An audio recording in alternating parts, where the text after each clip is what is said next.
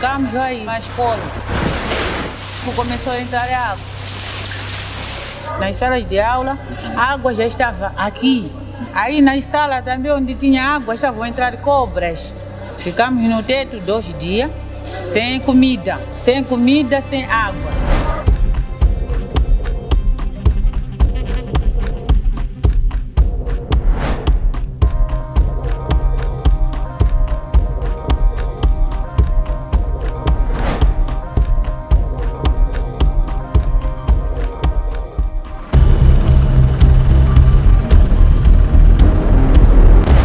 Access was critical at that stage. The first teams arriving here found themselves surrounded by water and trying to service a population of nearly 1.8 million people affected who were on trees, on roofs, on isolated pockets of land rapidly being swamped by water. Angola, South Africa very rapidly provided helicopter support, and we flew sortie after sortie in the first week, just picking people up from where they were. Not just using helicopters, we used boats, we used barges. So any way we could get to people, we did get to people. Wow.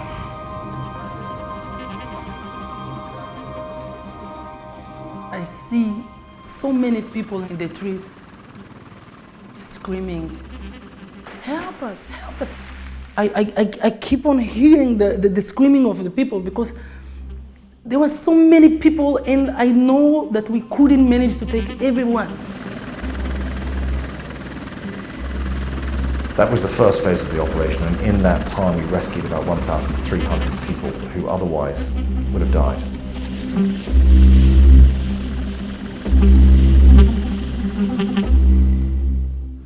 And then we moved into the second phase, and the second phase was, again, life-saving and life-sustaining operations, but not search and rescue. We put together life-saving packages of assistance, food, shelter, NFIs, certeza for water purification. But the access challenges continued. So here in this area it was completely flooded, and it's only 30 kilometers from Beira, where we are operating from, and we couldn't reach this area for the first days, for the first weeks. So these people, they couldn't reach anywhere else. They were completely isolated, with no food, with no water, and the only way to reach them was via helicopter. And the amount of food that we could carry, we could lift in these flights was very small.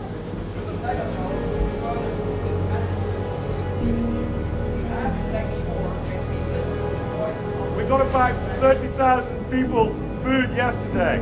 It's not enough, we need to do more. On cholera, we've had a bit of a spike, just over 1,000 people at the moment. Once we're past cholera, we're into malaria, which is just as dangerous. 400,000 mosquito nets will be distributed over the next 10 days by the Ministry of Health, and we will support that effort. Push hard, get stuff out. Listen to the local folks, they know what the critical needs are. Work with your local counterparts, and for God's sake, make sure that you have a clear government lead who is signing off on what you do. We're here to support them, it's their operation, we back them up. Access is particularly constrained when you're dealing with something like a disease outbreak, and we did have a cholera outbreak here. The numbers went up very, very quickly. Very, very complex. You're dealing with a cold chain, you're trying to get vaccinations that have a survivability out of a cold chain of a limited duration. In this case, we were targeting 900,000 people. Now, we reached herd protection, which is 60% very quickly. The cholera was spiking, then plateaued, and since then has been going down. Vitally important was the third phase, which was as the water receded, to increase the scope and scale of the operation. We flew a number of aerial reconnaissance missions on a grid system to determine where the populations were. Everything we could get out, we got out. We had C-130s, Aleutians, Antonovs flying air bridges from abroad. AFRICOM joined with several C-130s, and at our peak we were running 35 aircraft on a constant basis. And then access was a challenge because there are many remote communities here that are extremely difficult to reach.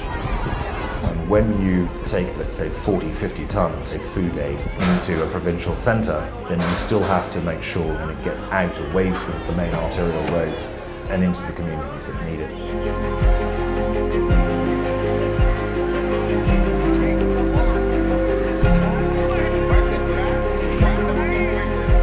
The fourth phase of the operation was leave nobody behind.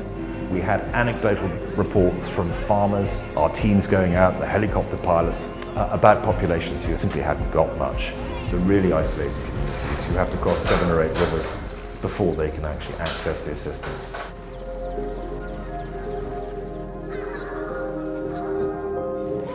Muito. Toda a casa já caiu. O mais importante é que nós estamos em vida, né? Hand on heart, will we get everybody in every response? No, we won't, but it's our responsibility to make sure that we target and get as many people as we can. And so when we leave, within resource constraints, we left nobody behind, and I believe we can say that here in Mozambique today.